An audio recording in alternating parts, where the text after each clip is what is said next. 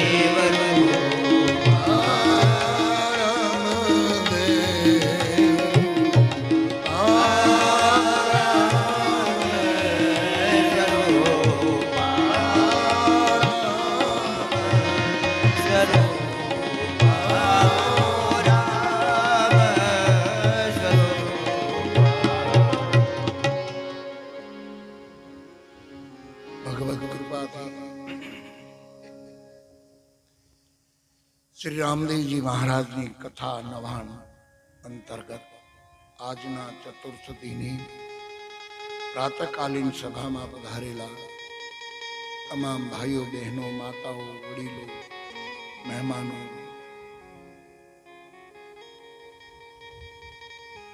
ઉપસ્થિત સંતો સંગીતની ટીમ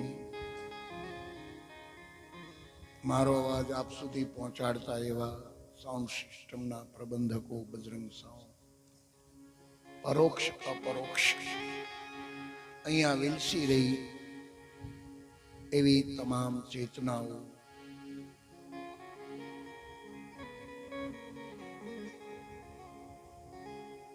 અને સન્મુખ બિરાજમાન આપ સૌની વ્યાસ ગાદી પરથી પ્રણામ. આપ સર્વનું સ્વાગત. ખૂબ ખૂબ ધન્યવાદ. ગઈકાલની કથામાં આપણે સાથે બેસીને કથાને સમજવાનો પ્રયત્ન કરતા હતા.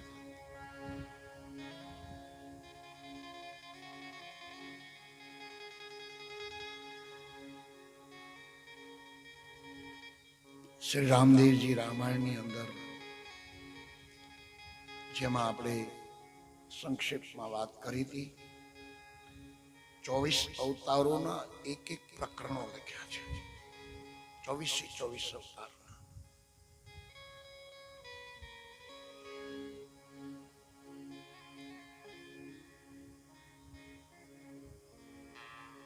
એમાં છઠ્ઠું એક પ્રકરણ આપણે આમ તો 22મો અવતાર 23મો અવતાર ભગવાન કૃષ્ણનું ચરિત્ર સમજી રહ્યા હતા, પણ કાલ સમય અભાવે અને એમ થયું કે પ્રવેશ તો થઈ જાય થોડો, એટલે છઠ્ઠું એક પ્રકરણ ખાસ કહેવાનું જ હતું. આ કથાને અનુસંધાન છે એટલા માટે, કારણ કે આ નિજાર પંથીઓ છે, નિજ માર્ગના માણસો છે, મા ધર્મના સાધકો છે.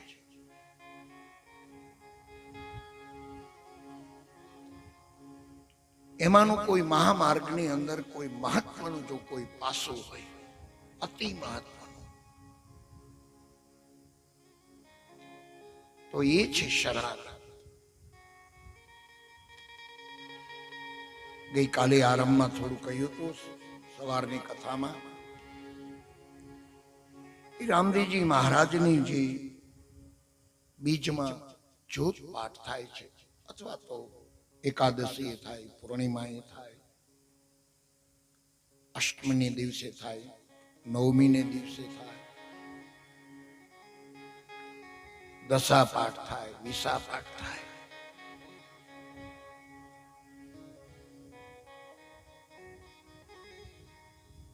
એનું કોઈ આમ પ્રમાણબદ્ધ કોઈ પ્રેસમાં કોઈ છાપેલું એનું કોઈ મહત્વનું આ માર્ગનું સાહિત્ય નથી. જેમ વેદકાલીન સમયમાં વેદો ભણાવવામાં આવતા હતા, સામે શિષ્ય કંઠસ્થ કરી લેતા હતા, એવી આપણે ત્યાં વિધાન, એ જ પદ્ધતિ અહીંયા જીવંત રાખી છે આ મહામાર્ગના સાધકોએ. એમાં એક મહત્વનો જો ભાગ હોય આ માર્ગની અંદર, તો એ છે ગુરુ શરણ ભાવ, શરણાગતિનો માર્ગ.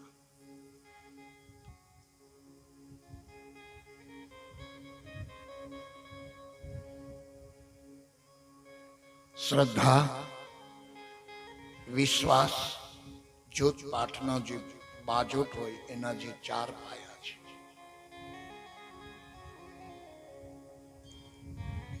પહેલા દિવસે તો આપણે સહેજ થોડો ચર્ચા કરી હતી, એ જુદી રીતે વિચાર્યું હતું કે સત્ય, દયા, દાન અને તપ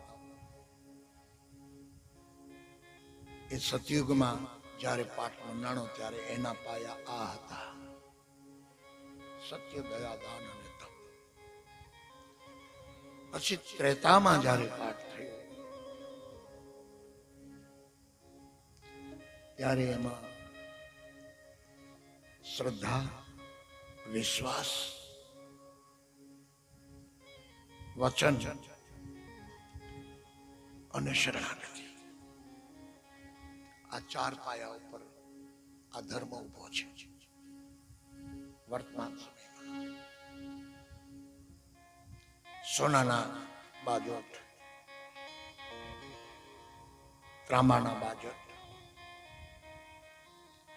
ચાંદીના બાજોટ, કલયુગમાં કાષ્ઠનો બાજોટ, એવા કોઈ પ્રકરણમાં અત્યારે જવું નથી. પણ સોનું એટલે સત્વ. આપણે ત્યાં બહેનો કીર્તન બોલે છે એના માટે તો એક લાઈન બોલું અને આગળ વધું માત્ર ને માત્ર સંદર્ભ માટે. સોનાને ક્યાંથી લાગે સંસારી મનવા, સોનાને ક્યાંથી લાગે, સોનાને ક્યાંથી લાગે સંસારી મનવા, સોનાને ક્યાંથી લાગે. સોનાને દાગ ન લાગે, સોનાને દાગ લાગે તો સમજવું બગસરા હોય છે.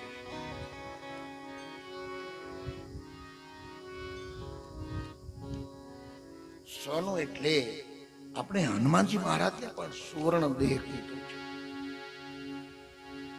આ માર્ગની અંદર આવશે પ્રકરણ, હમણાં જ આવશે. એમાં પણ હાથરે મૂક્યો ત્યાં કાયા થઈ એમ નહીં, એટલે શું સોનાની થઈ ગઈ એવા અર્થમાં. એમ એટલે તો શેન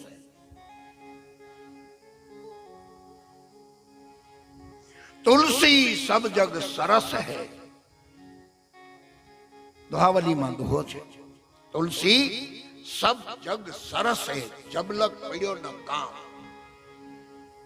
હેમ હુતાસન પ્રગટ ભયો, પિત્તલ ગયો શામ. તુલસી સબ જગ સરસ હૈ, જબલક પડ્યો ન કામ.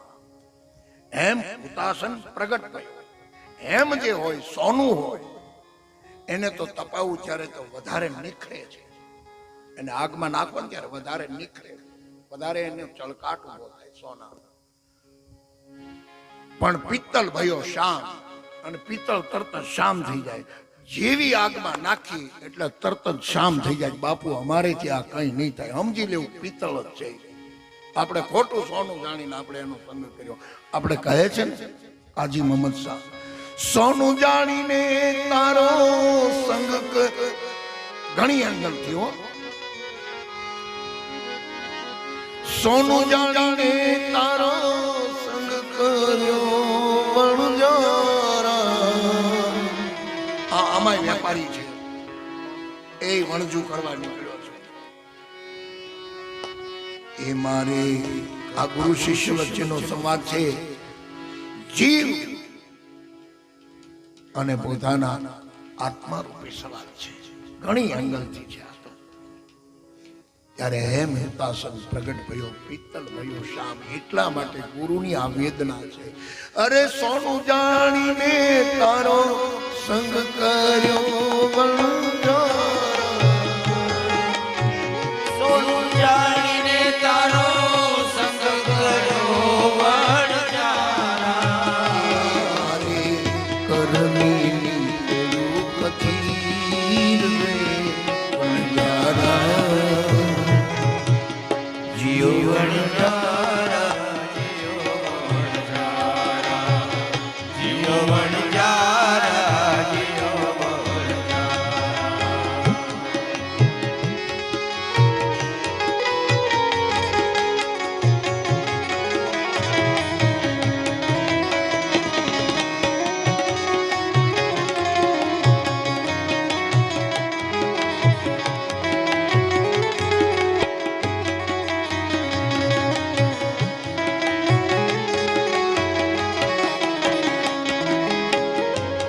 ઉપર ઉપર દેરડી રે વણજારા વણજારા જીઓ વણજારા ચડી ચડી જોઉં તારી વાટ રે વણજારા જીઓ વણજારા જીઓ વણજારા જીઓ વણજારા જીઓ વણજારા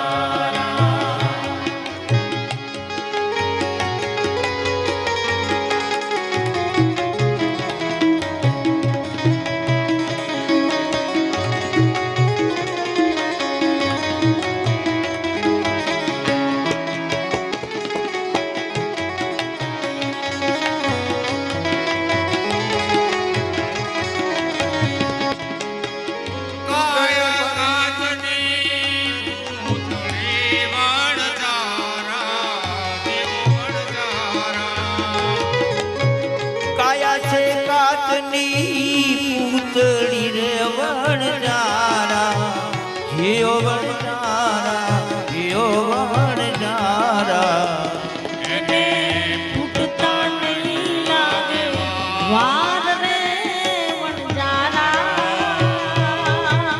જીઓ વણજારા જીઓ વણજારા જીઓ વણજારા જીઓ વણજારા એને ફૂટતા નહીં લાગે વાર રે વણજારા જીઓ વણજારા જીઓ વણજારા જીઓ વણજારા જીઓ વણજારા જીઓ વણજારા જીઓ વણજારા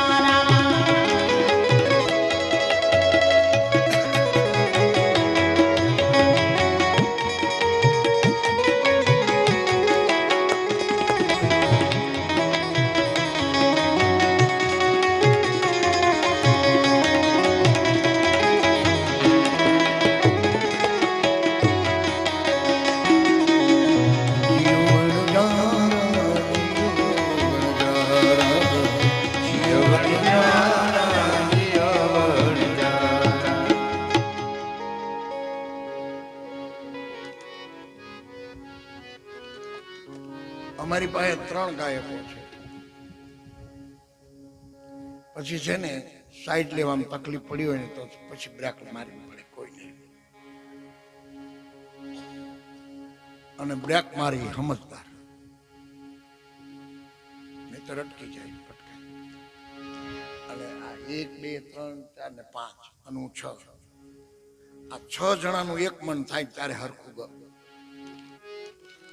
પણ ખૂબ સરસ બધા મહેનત કરીને પ્રયત્ન કરીને ખૂબ સહકાર આપે છે.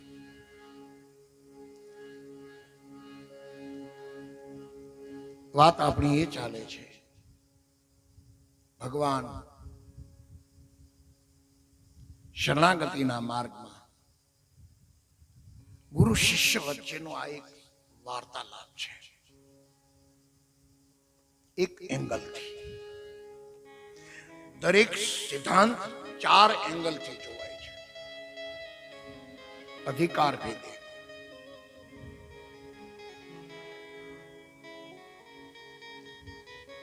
એક શબ્દાર્થની રીતે હોય, કોઈ પણ સિદ્ધાંત, કોઈ પણ પદ, કોઈ પણ શ્લોક, કોઈ પણ મંત્ર એક શબ્દાર્થ હોય. બીજો એક એનો અર્થ હોય છે ભાવાર્થ, ભાવ જગત સુધી લઈ જાય ભાવાર્થ.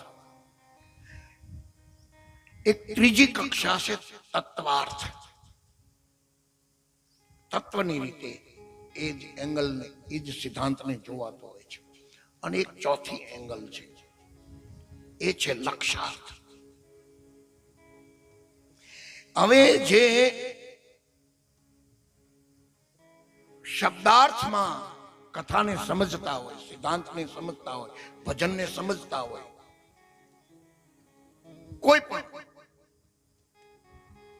મંત્ર હોય, શ્લોક હોય, કીર્તન હોય અથવા ભજન, કોઈ પણ વસ્તુ હોય, એનો શબ્દાર્થની રીતે જે સમજવાનો પ્રયત્ન કરતા હોય એ શ્રોતાજન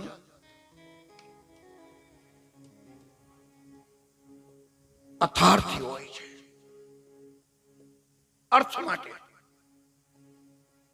અર્થના વળી પ્રકારો છે, એ ખોલવું નથી વળી પાછું. પછી આ ફૂલાઈ જાય છે ને પછી હંકેલવામાં 12 વાગી જાય. પછી એમ થઈ ગયું કે આ રહીજો કથા અહીં સુધી લઈ જવાની હતી. અને હવે તો મને રાવભાઈ કીધું ભલે 18 દી થતા, હવે દી એને વિચારવાનું. પછી નહીતર પછી 9મા દિવસે જો વિચાર બદલાશે તો અમે છેલ્લે એક શ્લોક બોલી લઈશું. કાયેન વાચા મનસેન્દ્રિયર્વા બુદ્ધ્યાત્મના વા પ્રકૃતે સ્વભાવા કરોમિ યજ્ઞ સકલમ પરસ્મૈ નારાયણાય સમર્પયામિ.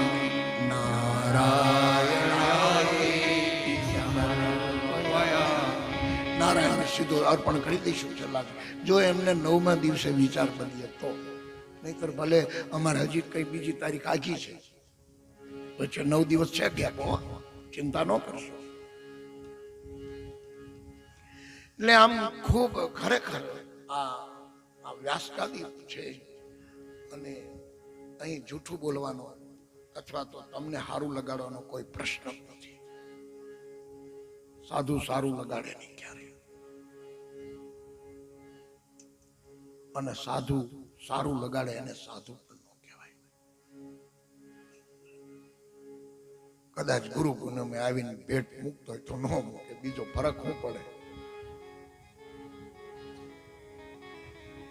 પણ એનો કલ્યાણ ન થવું જોઈએ, કલ્યાણ જ થવું જોઈએ. કદાચ 1-2 વર્ષ નો આવે, વળી સત્ય સમજાય ત્યારે આવે. તો જે શબ્દાર્થની રીતે સાંભળતા હોય એ શ્રોતાજનનો પ્રકારમાં અથાર્થી શ્રોતાજન કહેવાય એને.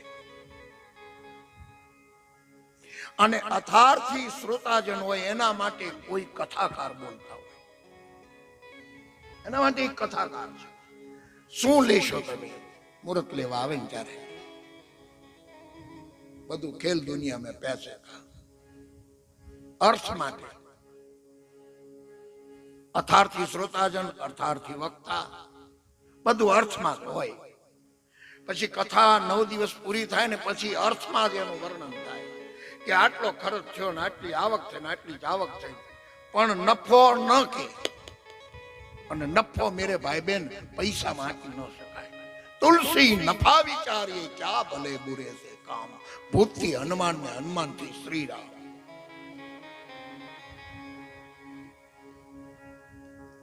કથા નથી કેવી એની આખો ઇતિહાસ તુલસીદાસજીનો, પણ 40 વર્ષે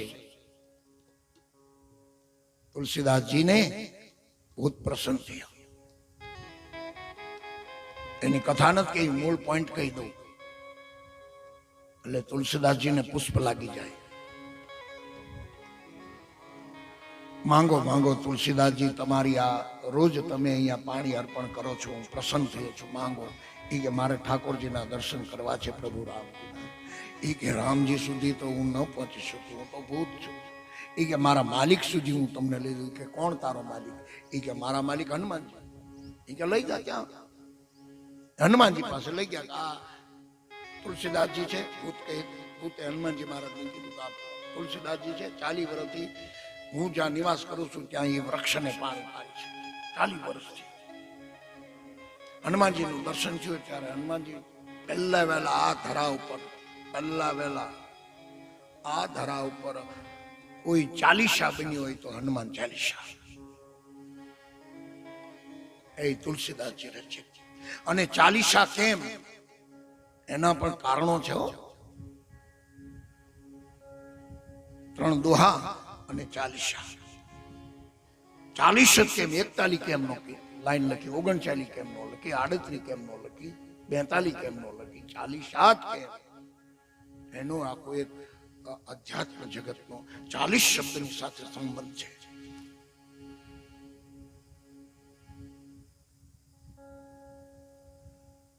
હનુમાનજી મહારાજે ને પૂછ્યું તુલસીદાસજીને કે મારા સેવકોને તમે પ્રસન્ન કર્યા છે, બોલો તમારી શું ઈચ્છા છે? કે મારે ભગવાન રામજીના દર્શન કરવા છે.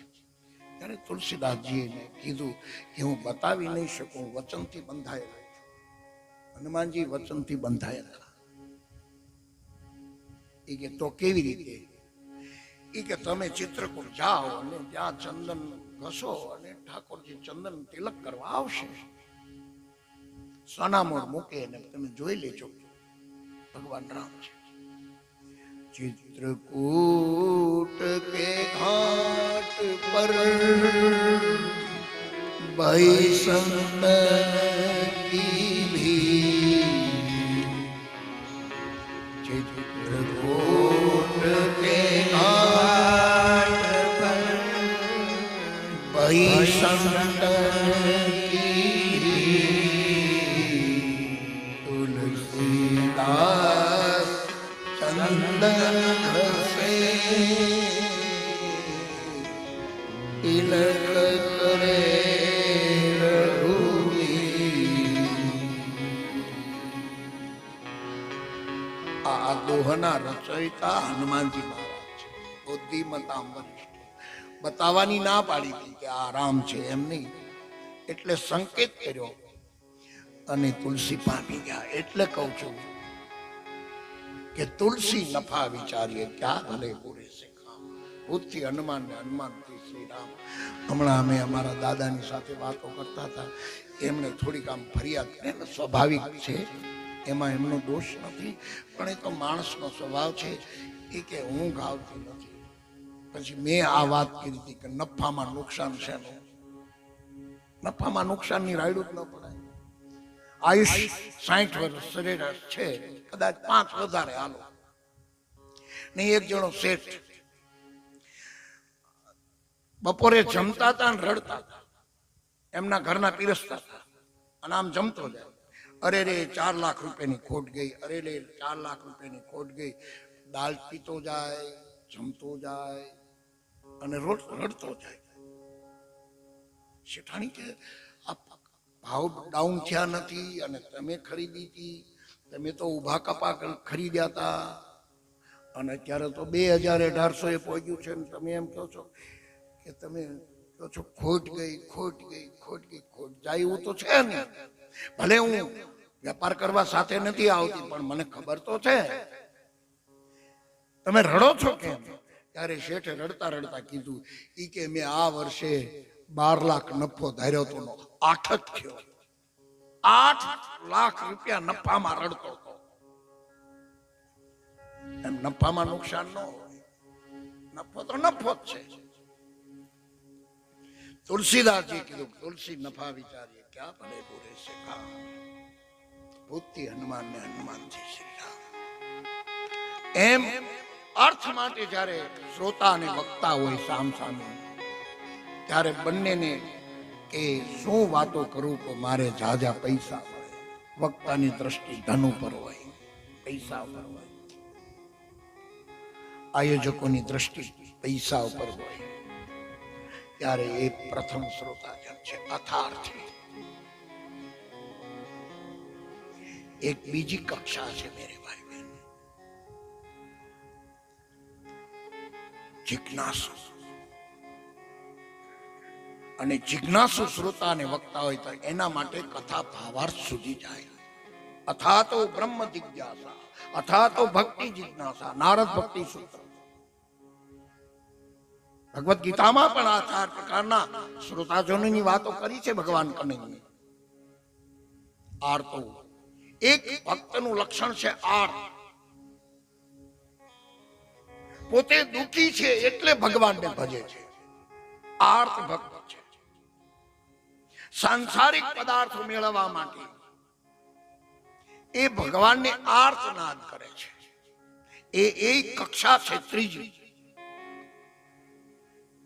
જિજ્ઞાસુ બીજી કક્ષા છે, આર્ત ભક્ત છે એ ત્રીજી કક્ષા છે. આર્તનાદ જેને કહેવાય. આર્તનાદ દ્રૌપદીજીએ કર્યો છે. આર્તનાદ પ્રહલાદજીએ કર્યો છે. આર્તનાદ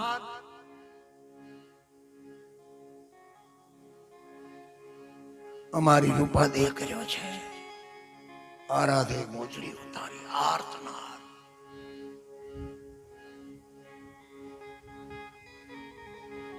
જો એમાં કેવળ કોઈ આર્તનાદમાં જો આર્તનાદમાં પાંચાલીએ જે આર્તનાદ કર્યો કેટલો અદ્ભુત એ દ્વાપર યુગમાં ત્રીજી કક્ષા છે. દ્વાપર યુગમાં આર્તનાદ સફળ થયો. સતયુગમાં આર્તનાદ સફળ થયો તો સતી આર્તનાદ કર્યો. હે હરી, તને બધા દીન દયાળુ કેવરાવે છે તો તું મને કાં તો શિવ સાથે મારું સમાધાન થાય કાં તો મારો દેહ પડી જાય. આર્તનાદ સતીએ પણ કર્યો હતો અને એ જ આર્તનાદ દ્વાપરમાં દ્રૌપદીજીએ કર્યો. આર્ત ભક્ત છે, ત્રીજી કક્ષા છે. એમાં નાશવંત પદાર્થોનો મહિમા નથી. મેરે ભાઈ બહેન ખાસ નોંધી લેજો આ વાત, જાણકાર માણસ. આર્તનાદ જેને કરવો હોય, જેને આરાધ કરવો હોય, એમાં સાંસારિક નાશવંત પદાર્થની માંગણીનો હક નથી, અથવા તો એમાં આવે નહીં. આર્તનાદ આરાધ એને કહેવાય. નાશવંત પદાર્થ ન માંગે, પોતાની સત્યની પ્રતીતિ માટે આર્તનાદ હોય.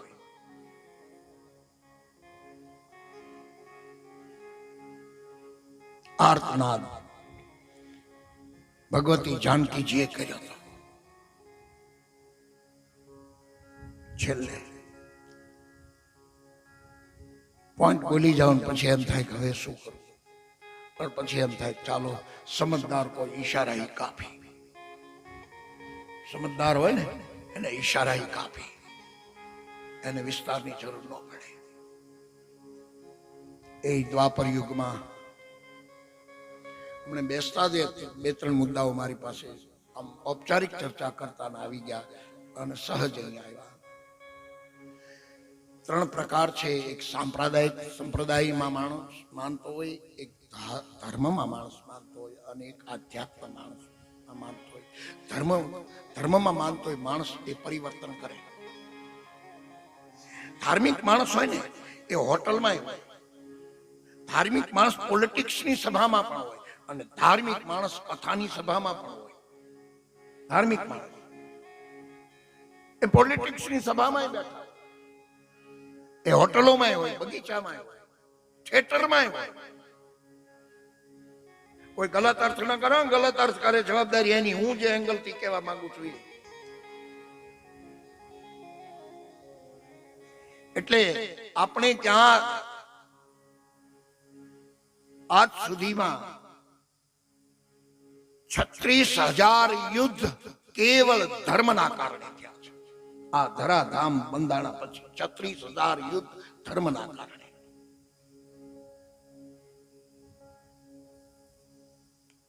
ધર્મ ક્ષેત્રે કુરુક્ષેત્ર દ્વાપર યુદ્ધ. ધૃતરાષ્ટ્ર બોલે, ભગવદ ગીતાનો પહેલો શ્લોક, ધર્મ ક્ષેત્રે કુરુક્ષેત્ર મામકા પાંડવા. શું કરે છે? તો આર્તનાદ, જેને અપોભ્રષ્ટ શબ્દ થયો, અને સંતો તો એની રીતે કહે એટલે આર્તમાંથી આરાધ શબ્દ બન્યો છે. આર્તમાંથી આરાધ આવ્યો છે.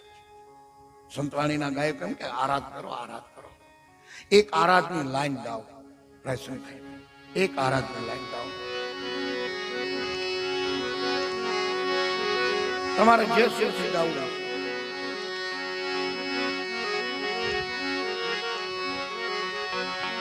એવા ઘોડલે ચડંતા રે એ દીઠારામાં પીરને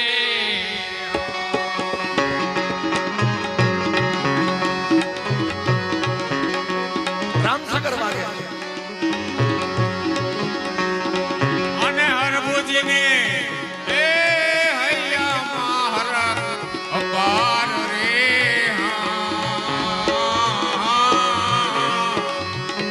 એવા ઘોડલે ચડંતા રે એ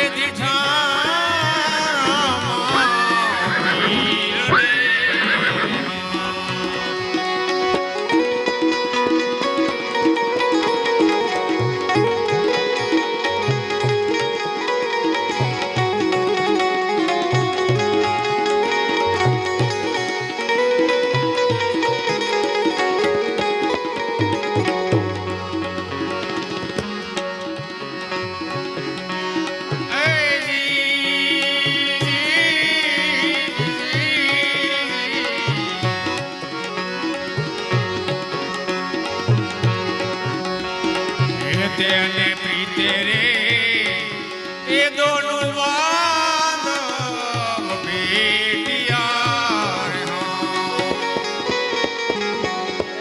આન કીધી છે ત્યાં એ કસુંબાતણી અનવાર રે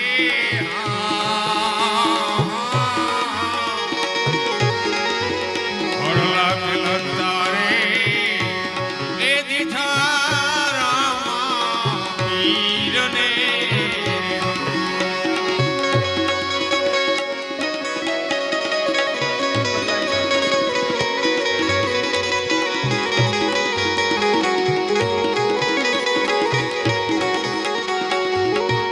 મીઠા રામ પીર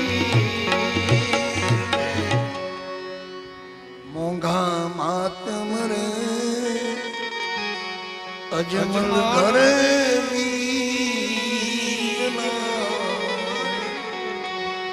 અન બીજે બીજે બીજે બીજે મહાધર એવા મોંઘા માતમ રે અજમલ ઘરે આર્તનાથી આરાધ શબ્દ એટલે સંતવાણીના ગાયકો આરાધ એ અર્થ બી એક જ છે. હવે કહું આર્તમાં માંગણી ન હોય, જગતના નાશવંત પદાર્થોની માંગણી ન હોય, એમાં પોતાની સત્યની પ્રતીતતા અથવા તો વચનની પ્રતીતતા હોય, બાકી જગતની માંગણી કોઈ પણ નાશવંત પદાર્થ આરાધમાં માંગણી ન આવે.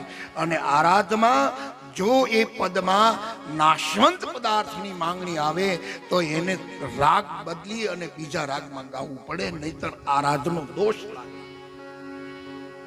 નહીતર એનો ઢાળ બદલાઈ જવો પડે, ફરજમાં ગાવું પડે આરાધના બદલે. પણ આરાધમાં જો જગતની નાશવંત વસ્તુ માંગણી આવતી હોય એમાં તો એને આરાધના રાગમાં ગાવાની સંગીતના વિશારદો એમ કહે છે. આ મારું કઈ નથી, આ તો હું એ પ્રસાદી આપી દઉં.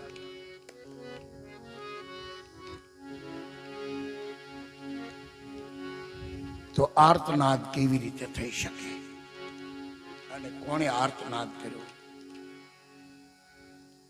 એ થોડોક નાનકડો પ્રસંગ છે. દ્વાપર યુગમાં આર્તનાદ કેવો થયો હતો, અને એ આર્તનાદ થયો ત્યારે ધાર્મિક માણસો ત્યાં બેઠા હતા.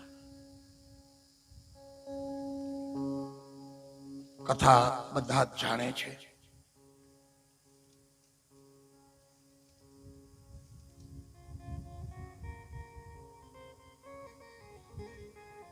12 વર્ષનો વનવાસ પૂરો કરી ઇન્દ્રપ્રસ્થમાં નિવાસ કર્યો, અને દુર્યોધનને સંતોષ નથી થતો એટલે જુગારનું નિમંત્રણ આપે છે. જુગાર રમવા માટે પાંડવો આવ્યા છે. એક પછી એક સંપત્તિ બધી હારતા જાય છે. ઇન્દ્રપ્રસ્થ હારી ગયા, પોતાની જાતને હારી ગયા. એક પાંચે પાંચ પાંડવો જુગારમાં મુકાઈ ગયા.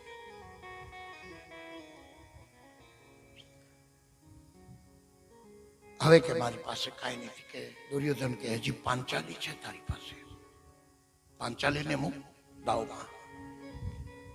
અને પાંચાલી દ્રૌપદીજી યાજ્ઞસેની, જો આ જગતમાં એક ભગવતી જાનકીજી અને એક દ્રૌપદીજી, આ બેને જન્મ આપનારી માં નો મળી. કૃષ્ણને જન્મ આપવા માટે દેવકી મળી, રામને જન્મ આપવા માટે કૌશલ્યા મળ્યા. રામને નોતરું દેવા બનો કોઈ કૌશલ્યા. પછી સીતાને સાધના કરશો, કારણ કે સીતા તો રામજીની છાયા. અરે જેની કથા ગાવા બેઠા છે એવા રામદેવજી મહારાજને પણ જન્મ આપનારી માં મિનલદે મળી એક અર્થમાં. પણ આ બે મહિલાઓને જન્મ આપનારી માં ન મળી, એટલે પ્રકૃતિ એને પ્રકૃતિની રીતે પ્રગટ કરી. એટલે ભગવતી જાનકીજીને અને કોણ આદિ શક્તિને પ્રગટ કરી શકે, કોણ જન્મ આપી શકે, એવી મહિલા તો જોઈને. એટલે કહે છે ભગવતી જાનકીજીને પૃથ્વીમાંથી પ્રગટ કરવામાં આવી અયોની. અને દ્રૌપદીજી એને યજ્ઞ કુંડમાંથી પ્રગટ કરવામાં આવી. મહાભારત કહે છે એને કોઈ માએ નથી જન્મ આપ્યો.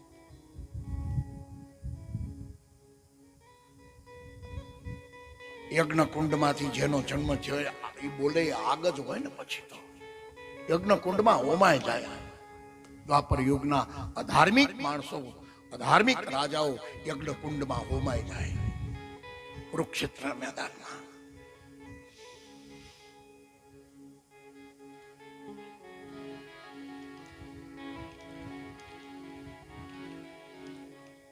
માતુ કાળી ને કલ્યાણી રે માં.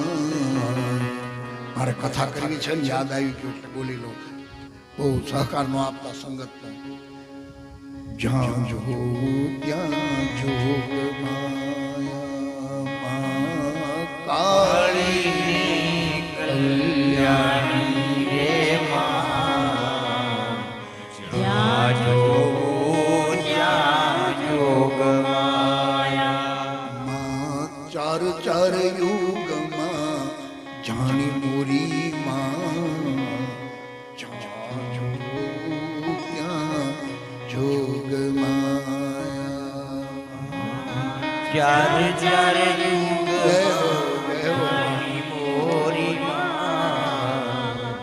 જ્યાં જોવું ત્યાં જોગ માયા. પેલા યુગમાં શંકર ઘેર પટરાણી, બીજા યુગમાં રામચંદ્ર ઘેર પટરાણી. પણ મારે તો એ કહેવું છે ત્રીજા તે યુગમાં જાણી મોરી માં. જ્યાં જોગ જોગ માયા માં. ત્રીજા તે યુગમાં જાણી મોરી માં.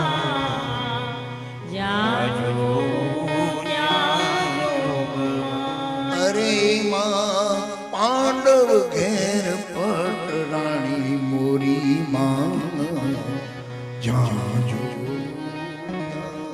જોગ માયા માં. પાંડવ ઘેર પટરાણી મોરી માં. જ્યાં જોવું ત્યાં જોગ માયા. એમાં કૌરવ કુળ રોલ નારી મોરી માં. જ્યાં જોવું ત્યાં જોગ માયા માં. કૌરવ કુળ રોલનારી હો માં. જ્યાં જોવું ત્યાં જોગ માયા. એમાં જ્યાં જોવું ત્યાં જોગ માયા. જ્યાં જોવું ત્યાં જોગ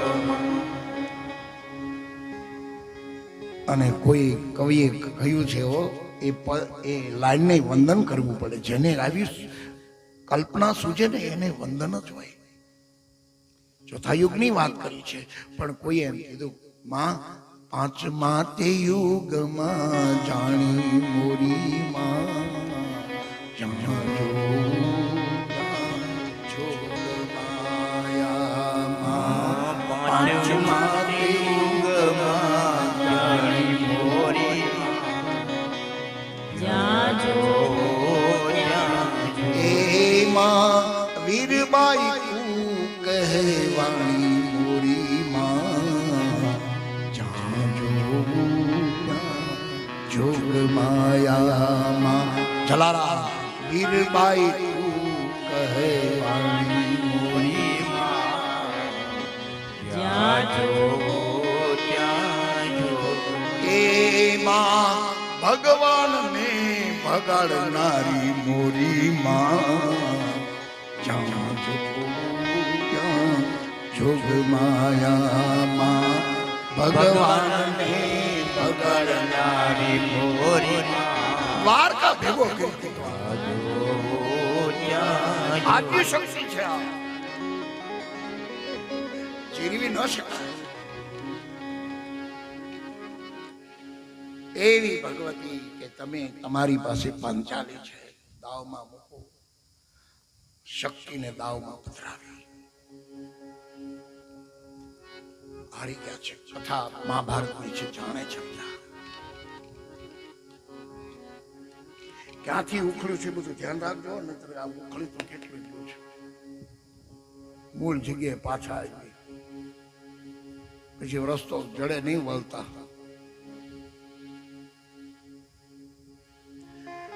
અને એ વખતે દુશાસન પાંચાલીને લેવા માટે જાય છે.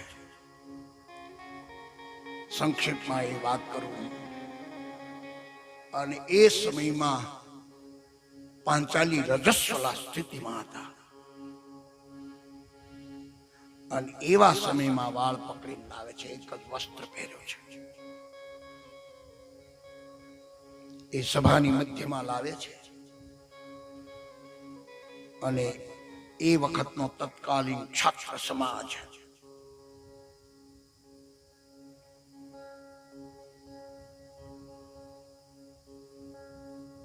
તમામ વીર યોદ્ધાઓની વચ્ચે પોતાના કુળની કુળવધુ પુત્રવધુ એને ખુલ્લી કરવાનો પ્રયત્ન કરે છે. અને એ વખતે દ્રૌપદીજીને એમ થયું લાય હું બચી જાઉં. ધૃતરાષ્ટ્રની પાસે પહેલા માંગણી, કારણ કે રાજા છે, એનો આદેશ તો બધાને સાંભળવો પડે અને માનવો પડે કે પિતાજી આપના પુત્રની પત્ની છું, હું આપની પુત્ર વધુ છું. આપની હાજરીમાં આપના સંતાનો મને ખુલ્લી કરવાનો પ્રયત્ન કરે છે. આ વાત વ્યાજબી છે? હવે પોતે અંધ હોય બીજાને શું બચાવે? ધૃતરાષ્ટ્ર નીચું જોઈ ગયા. એને એમ થયું ચાલો કઈ વાંધો નહીં, રાજાનો તો દાદો છે ને, લાય દાદા પાસે જાઓ. 178 વર્ષની ઉંમર હતી. ભીષ્મ દાદાની કુરુક્ષેત્રના મેદાનમાં આવ્યા ને, સૂર્યોદયથી સૂર્ય અસ્ત થાય 10,000 યોદ્ધાને મારતા હતા. 10,000 યોદ્ધાને. એવો વીર પુરુષ ભીષ્મ, ગંગાનો પુત્ર, દેવવ્રત. દાદા થોડો પાછળ, આપની હાજરીમાં અને આપના સંતાનો મને ખુલ્લી કરવાનો પ્રયત્ન કરે છે, આ વાજબી છે? એ સમયનો તમે વિચાર કરો, અર્થનો કેટલો માણસ ગુલામ થઈ જાય છે. બીજી એંગલથી નહીં, માત્ર આ એક જ એંગલથી વિચારો. પુરુષ, મહાભારત કહે છે, શ્લોક છે, પુરુષ અર્થ સદાશો. પુરુષ અર્થનો નાશ થઈ જાય.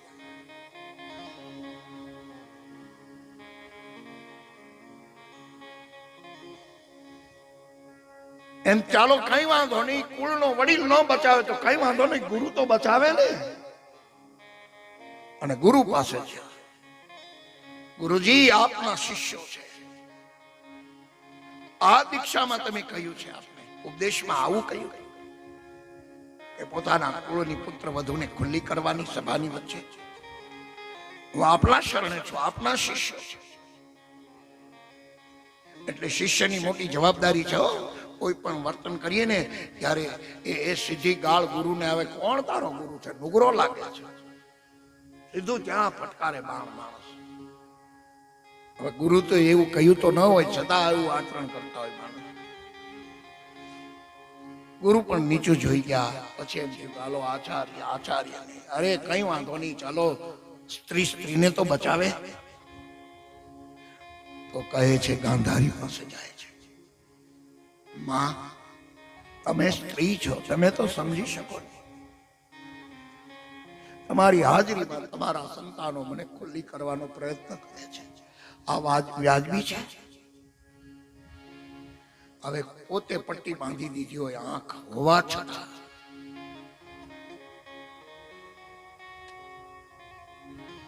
નહીતર તો ખરેખર પટ્ટી ન બાંધી હોત તો મહાભારતના ચિંતકો એમ કહે છે કે જો પટ્ટી ન બાંધી હોત અને ધૃતરાષ્ટ્રની આંખ બની ગયા હોત ખુલ્લી રાખીને તો આ મહાભારતનું યુદ્ધ કદાચ ન પણ થાય, પણ પોતે પટ્ટી બાંધી દીધી.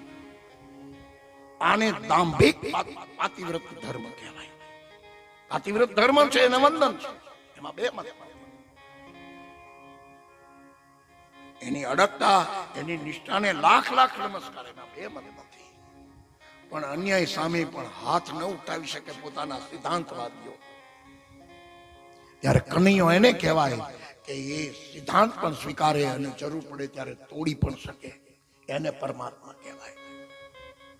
એમ કહ્યું કે હું કુરુક્ષેત્રના મેદાનમાં હથિયાર નહીં લઉં અને જરૂર પડી ત્યારે ઉઠાવી પણ લે, પ્રતિજ્ઞા કરી પણ શકે અને તોડી પણ શકે. અને આ પ્રતિજ્ઞા તો લેવાય ગઈ, તોડી ન શકે, સામર્થ્ય તો. આપણો ગુરુ મહારાજ આપણે આશ્રમે જઈને એમ કે ને કે આવો પધારો પધારો, કા હું આ વિનંતી કરું છું, પછી તમારે નિર્ણય કરવો એ કરજો. એકાદશી હોય, શનિવાર હોય, કોઈ પણ વ્રત ઉપવાસ કર્યા હોય અને આપણો સમર્થ પુરુષ એમ કે તમે આ જમવા બેસી જાઓ, મેરે ભાઈ બહેન કાંઈ અપીલ ન કરતા હું આ જગ્યાએ રહ્યો છું અને અપીલ કર્યો અને જો ગુરુનો આદેશ ન માન્યો કામ થઈ ગયા.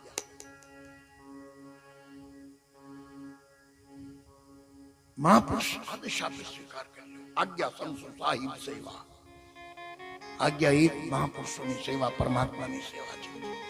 કોઈ બચાવતું નથી. એ સભામાં ગોળ ગોળ ઘૂમે છે પાછળ દુશાસન. કલ્પના તો કરો એ સભાની. ભારતનું તમામ વીરત્વ એ સભામાં હતું, સમગ્ર વીરત્વ, સમગ્ર સુરવીરતા ત્યાં હતી. એક સમય એક વખત હાજર હતી હસ્તિનાપુરમાં. પૃથ્વીના ગોળા ઉપર કોઈ એવું શાસન નહોતું જેના હસ્તિનાપુર ન હોય, સમગ્ર પૃથ્વીના ગોળા ઉપર. ત્યારે દ્રૌપદીજીને એમ થયું કે હવે કોઈ બચાવતું નથી, ત્યારે લાય હવે હું સ્વયં બચું. યાજ્ઞસેને નિર્ણય કર્યો કે લાય હું બચી જાઉં. એટલે એમણે પોતાની સાડીનો છેડો દાંતમાં દબાવ્યો અને આ બાજુનો છેડો દુશાસન ખેંચે છે અને આ બાજુ અમારો દ્વારકાધીશ ભોજન કરવા માટે દ્વારકામાં બેઠો છે. માં દેવકીજી ભોજન પીરસે છે અને જ્યાં ભોજન અડધું પીરસાણું ત્યાં કનૈયો ઉભો થયો અને ભોજનશાળાના દ્વાર ઉપર ગયો. ત્યાં ગયો, વળી પાછો જમવા બેઠો. વળી જમે નહીં, જ્યાં પીરસાય ત્યાં વળી પાછા ઉભા થાય. ભગવાન કૃષ્ણ દ્વાર પાસે જાય, વળી પાછા બેસે. આમ 2-4 વખત થઈ. દેવકી માને એકદમ પૂછ્યું, ગોવિંદ ગોપાલ, હા માં, બેટા હજી જમવાનું શરૂ નથી કર્યું, હું જમવાનું બધું પીરસી રહી છું અને તું જમ્યો નથી. હજી હું સામગ્રી બીજી લેવા જાઉં ત્યાં તું થોડી વાર ઉભા થાય, થોડી વાર બેસે, થોડી વાર ઉભો થાય, આમ કેમ કરે છે? ત્યારે ભગવાન કૃષ્ણ કહે, માં, મારી દ્રૌપદીજીને હસ્તિનાપુરમાં ખુલ્લી કરવાનો પ્રયત્ન કરે છે, તો બેટા જતો કેમ નથી બચાવવા માટે? ત્યારે ભગવાન કૃષ્ણ કહે છે, માં, હજી દ્રૌપદીજીને એમ છે કે હું મારી જાતે બચી જઈશ, એટલે એને સાડીનો છેડો પોતાના મુખમાં દબાવી રાખ્યો છે. માં, એકવાર સાડીનો છેડો મુખમાંથી મૂકી દે અને જો એકવાર યાદ કરે ને તો કોની તાકાત છે કે મારી દ્રૌપદીજીને ખુલ્લી કરે?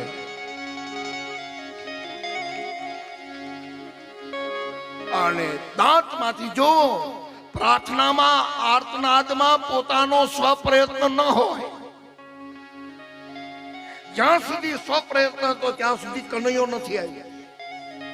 પણ જ્યારે સ્વપ્રયત્ન છૂટી ગયો, દાંતમાંથી છેડો છૂટી ગયો અને પછી જે આર્તનાદ કર્યો છે,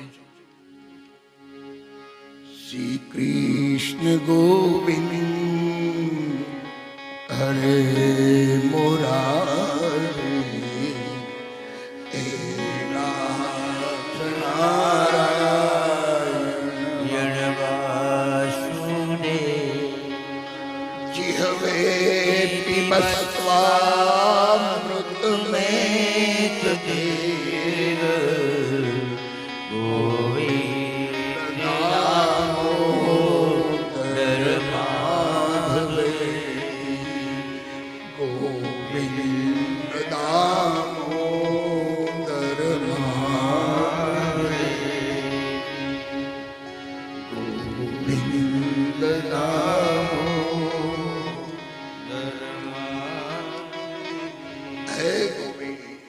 છેડો છૂટી ગયો મુખમાંથી.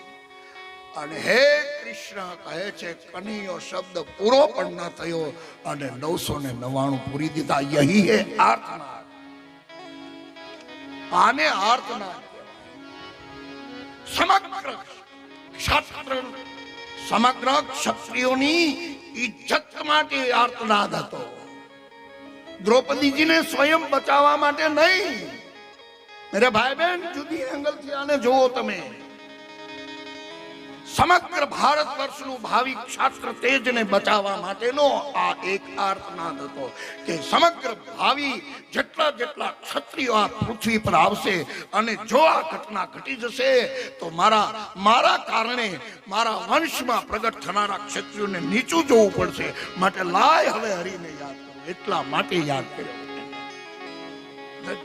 દ્રૌપદીજીને કોણ ખુલ્લી કરી શકે? અને એટલા માટે જ આજ આપણે બધા ક્ષત્રિયો ઊંચું મસ્તક રાખીને બેઠા છીએ. કારણ કે આપણી ઇજ્જત પણ તે દિવસે એને બચાવી હતી. એ વખતે એની સાડી નહીં, આપણી ઇજ્જત બચાવી છે ક્ષત્રિયો. 5000 વર્ષ પહેલા કે આજ પર ક્ષત્રિયો એટલે એને આદ્ય શક્તિ કહેવાય. એના આપણે પૂજકો છીએ, એના આપણે આરાધકો છે. અને એનું આ તર્પણ છે, દ્રૌપદીજીનું તર્પણ છે. હે માં, જો તે આર્તનાદ ન કર્યો હોત ને તો અમે કેવી રીતે આ મંડપમાં બેસે? યહી અક્ષાત્ર થઈ છે. તમામ ભારત વર્ષની કેવળ ક્ષત્રિયોની ઇજ્જત નહીં, સમગ્ર ભારત વર્ષની સ્ત્રીઓની પણ એમાં રક્ષણ કર્યું છે. સમગ્ર ભારત વર્ષની સ્ત્રીઓનું.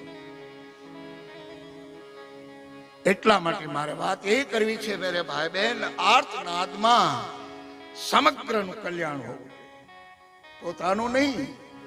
આને આર્તનાદ કહેવાય અને આને આરાધ કહેવાય.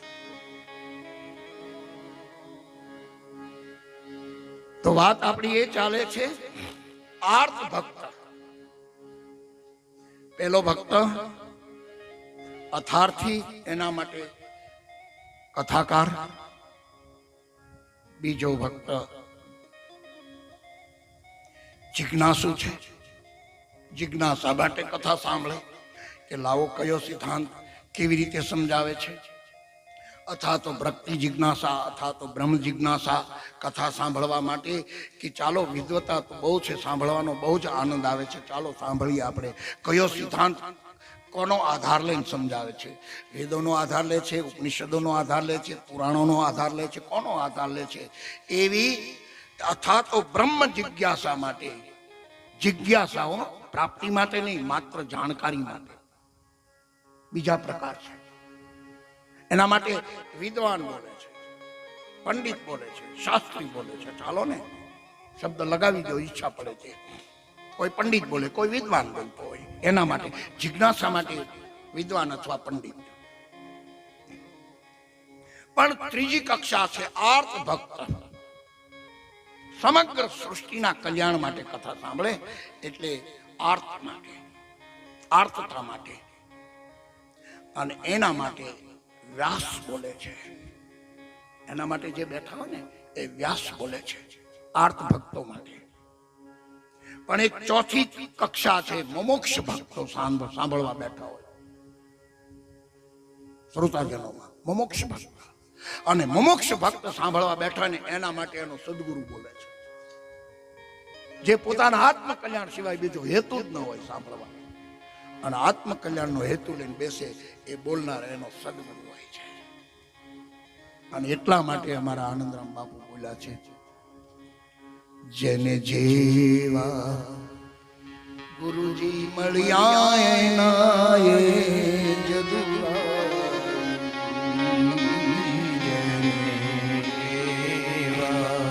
ગુરુજી મળ્યા એના જદુરાય. જ્યાં જુએ મોક્ષ શ્રોતાજન, જ્યાં જુએ ત્યાં ગુરુની મૂર્તિ અણી અગ્રે દર્શાય.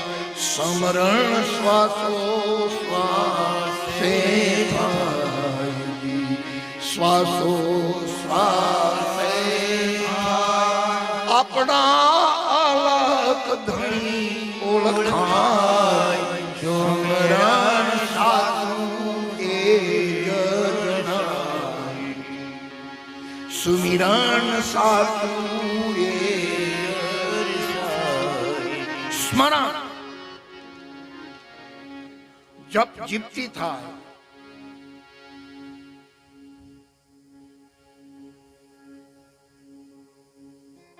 નામ જપ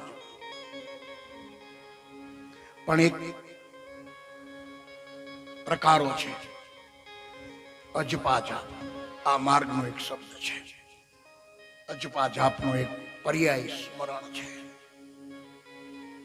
સ્મરણ માટે માળા ન લેવી પડે જેને આપણને એની ઉપર પ્રીત હોય પ્રેમ હોય એના માટે કઈ થોડો ફોટો રાખવો પડે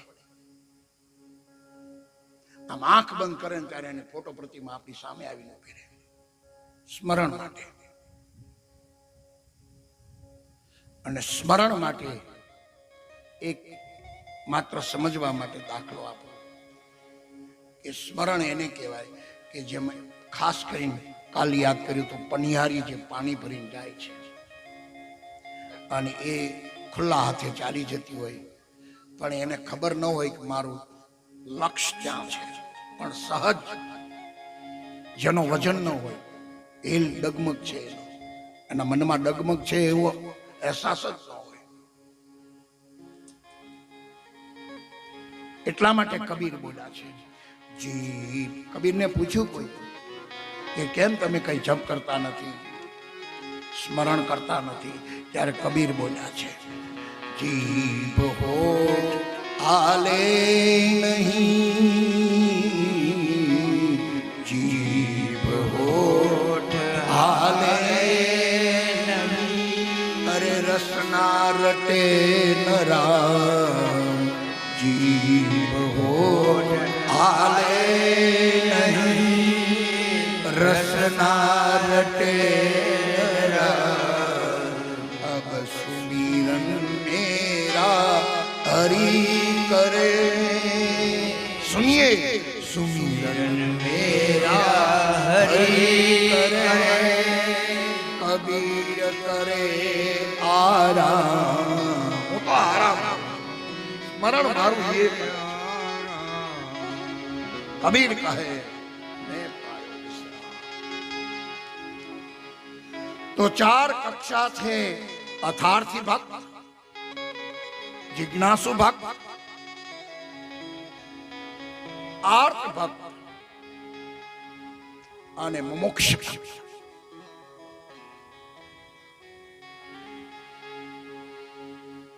એટલે આ જે પાઠ મંડાણો છે જ્યોતનો પ્રકાશનો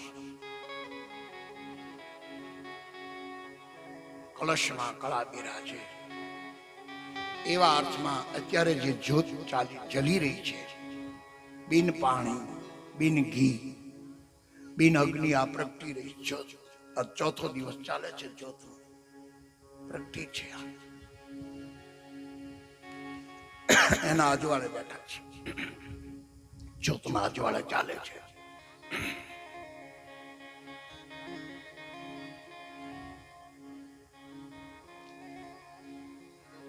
તો એમાં જે પાઠ છે એના જે પાયા છે તો એમાં શ્રદ્ધા વિશ્વાસ વચન અને શરણાગતિ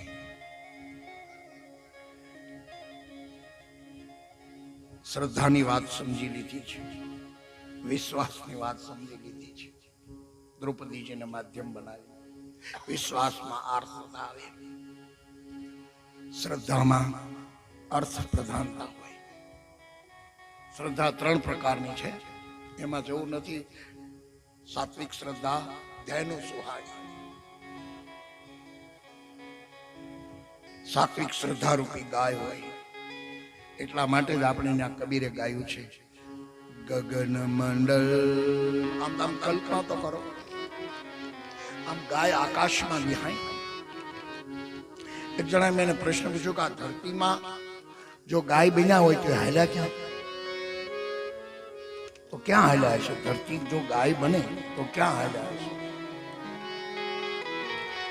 પણ હવે એ કુતૂહલ વૃત્તિ માટે પૂછ્યું છું એટલે મેં કીધું મને સમય મળશે ને ત્યારે કોઈ ગુરુ મહારાજને પૂછી કહીશ. અત્યારે મને કાંઈ ભૂખતું નથી. શું વાતો કરે? સાંભળનાને નહીં હડાકોણ, ગાનાને નહીં ગમે, એમાં શું કરવું? અરે અરે કરતા હોય. કબીર કહે છે ગગન મંડળમાં ગૌવા રે વિહાણી, દૂધ તો ધરતી જમાયા રે.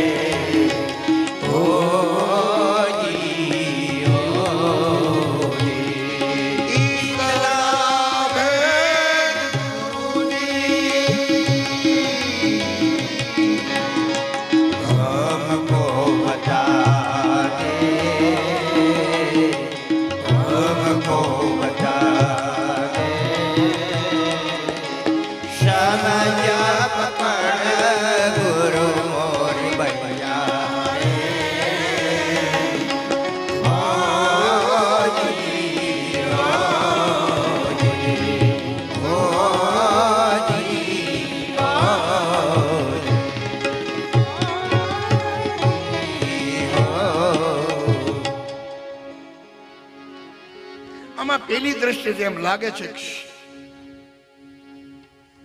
કબીર સાહેબ નું પદ છે.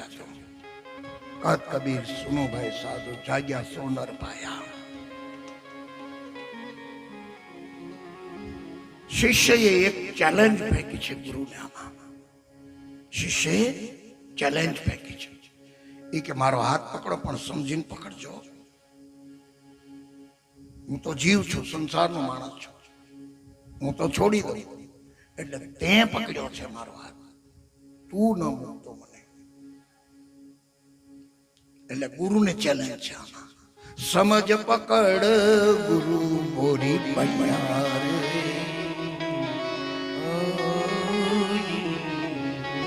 એ હાથ પકડ્યા પછી મને સમજાયું ઇતના ભે. હવે તું મને આ ભેદ સમજાય. કારણ કે કદાચ આ ન પણ સમજુ તું મને મૂકી દેતો.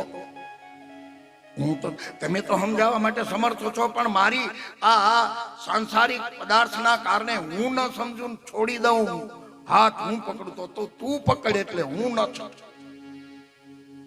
એક વખત નહીં, એક જન્મે, બીજા જન્મે, ત્રીજા જન્મે ફરીવાર ગહનતાથી અને બહુ ગંભીરતા સાથે કહી દઉં, ક્યારેય કોઈનો આ જન્મે ક્યારેય કોઈનો કોઈ શિષ્ય ન હોય. ગુરુ અને શિષ્ય બંનેની યાત્રા ચાલુ હોય છે. એવું માની જ ન લેવું કે આ જન્મે આ મારા ગુરુ છે. એ અવશ્ય એની સાધનાનો માર્ગ અધૂરો મૂકીને આવ્યો એટલે ગુરુને પણ આવવું જોઈએ. એટલે આ માર્ગમાં શરણાગતિ મહત્વનો ભાગ છે. આમાં એક પાયો શરણાગતિનો છે. એટલે મેં કહ્યું કે ભલે આપણે 22-23માં અવતારનું ચરિત્રની વાત કરી, પણ મને આમાં 24 અવતારમાં મને જે પ્રકરણ ગમે છે એ પ્રકરણ કાલે ન કહ્યું, પણ હવે આજ કઈ પછી કૃષ્ણ ચરિત્રમાં થોડો પ્રવેશ કરીએ અને આપણે રામદેવજી મહારાજના એ પૂર્વ ભૂમિકામાં પ્રવેશ કરીએ. તો છઠ્ઠો અવતાર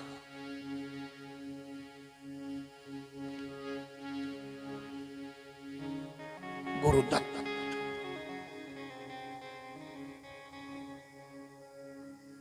આવો એની પૂર્વ ભૂમિકા સમજીએ એટલે શરણાગતિ સમજાય. ક્યા હૈ શરણાગતિ? કથા એમ કહે છે એક વખત નારદજી જો બધી જ જગ્યાએ નારદજી હોય, ગમે ત્યાં તમે પુરાણમાં જાઓ, તમે સતયુગમાં નારદજી હોય, ત્રેતામાં નારદજી, દ્વાપરમાં નારદજી, કલયુગમાં નારદજી, અને અત્યારે વર્તમાન સમયમાં અત્યારની 22મી સદીમાં પણ અત્યારે પણ માણસ એમ કે ગયે ભાઈ વાત કરવી હરખી રીતે વાત કરી, નારદ વેડા કરી માં અત્યારે હોય. આ કેવી લોક કહેવત થઈ ગઈ છે. તો નારદ શું કોઈ વ્યક્તિ બધા જ યુગમાં હોય કે નહીં? નારદ નો અર્થ થાય ન રોદતી ઇતિહિ નારદ. નારદ એટલે બીજા અર્થમાં કહું મન. અને જો નારદજી પૃથ્વી પર પણ આવી શકે, નારદજી સ્વર્ગમાં જઈ શકે, અને નારદજી પાતાળમાં રાક્ષસો પણ જઈ શકે ને. આવી કથાઓ તો છે જ ને અનેક. નારદજી ઈચ્છા પડે ત્યારે સ્વર્ગમાં જાય, ઈચ્છા પડે ત્યારે પૃથ્વી પર આવે, ઈચ્છા પડે ત્યારે પાતાળમાં જાય. ત્રણેય લોકમાં નારદજી ફરે છે. જેના ઘેર જાય એના બાળકોને દીક્ષા આપી દે. પેલા કંઠી બાંધવી ન હોય તો પગે લાગે ત્યાં બાંધી દે અને દીક્ષા આપી દે.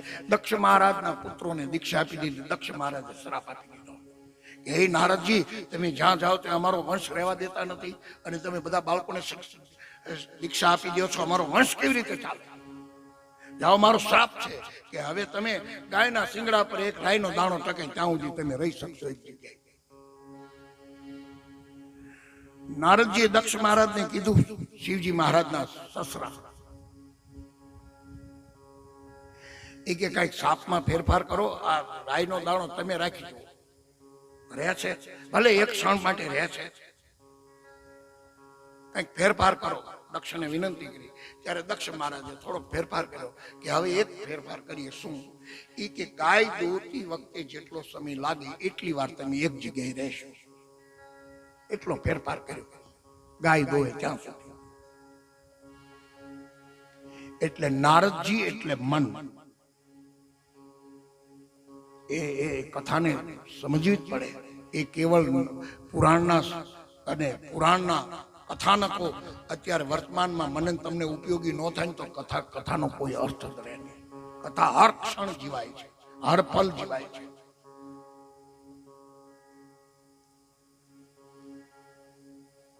તો નારદજી એકવાર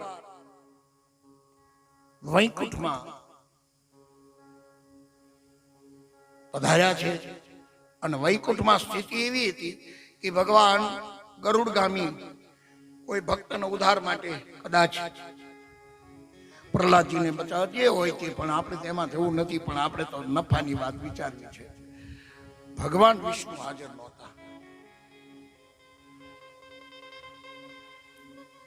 એટલે વિષ્ણુ ભગવાન 2 દિવસ માટે ગયા છે, પૃથ્વી પર આવ્યા છે કોઈ ભક્તોની ભીડ ભાંગવા માટે.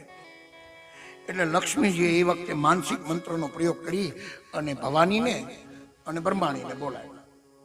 એટલે ત્રણેય 2 દેવીઓ આવ્યા અને હાલો ને 2 દી નથી પ્રભુ, આવો ને તમે 2 દી એકલા ગમતું નથી. એ ભવાની અને બ્રહ્માણી મહેમાન થયા એટલે ત્રણેય દેવીઓ ભેગી થઈ. અને બહેનો ભેગી થાય એટલે તો એ તો બહેનોનો વિષય, આપણે તો બેન છીએ નહીં એટલે શું બહુ ખબર હોય.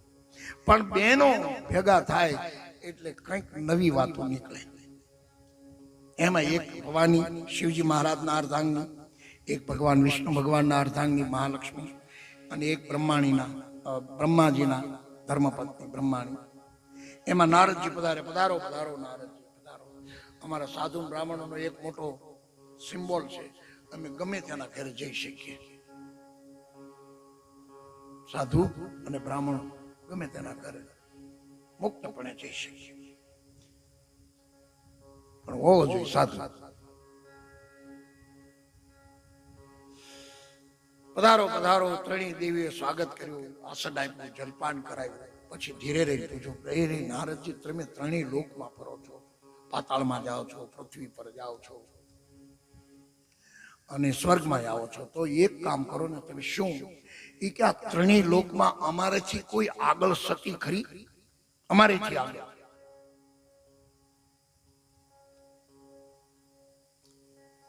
તો નારદજી કે તમે ક્યાં બહુ મોટી સતીઓ થઈ ગયો છો? એ કેમ અમારેથી આગળ કોઈ સતી છે? એ કે હા. એ કે ક્યાં? એ કે પૃથ્વી પર. એ કે પૃથ્વી પર? એ વળી કોણ? એ કે અત્રિ મહારાજના ધર્મપત્ની અનસૂયા છે. અનસૂયાજી સતી છે તમારેથી આગળ. એ કે અમારેથી આગળ એટલે?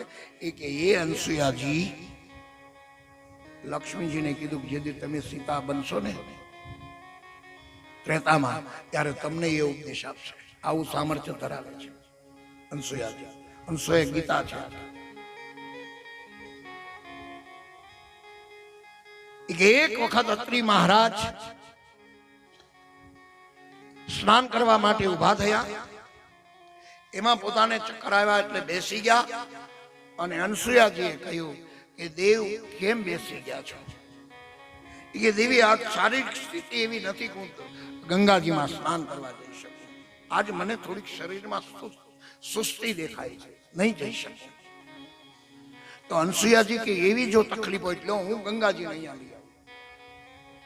જે ગંગાજીને ઉતરાણ કરવા માટે 4 પેઢીઓએ તપ કર્યું હતું અને અંતે ભગીરથ મહારાજ લાવ્યા હતા. રઘુવંશની 4 પેઢી ખલાસ થઈ ગઈ. ગંગાજીને લાવવા. એ જ ગંગાજીને પાસે જઈને હાથમાં જળ લીધું અનસૂયાજીએ અને સંકલ્પ કર્યો કે હે ગંગા મૈયા, મન વચન કર્મથી જો હું પતિ પરાયણ હોય તો મારી હાલતી મારી સાથે સાથે ચાલવા લાગે. આદિ શક્તિ છે.